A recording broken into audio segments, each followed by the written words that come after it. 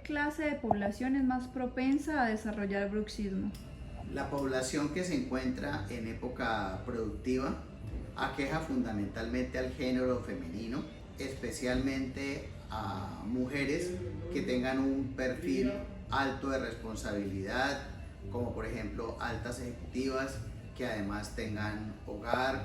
Todas las presiones culturales y sociales hacen que este grupo poblacional tenga más tendencia al bruxismo.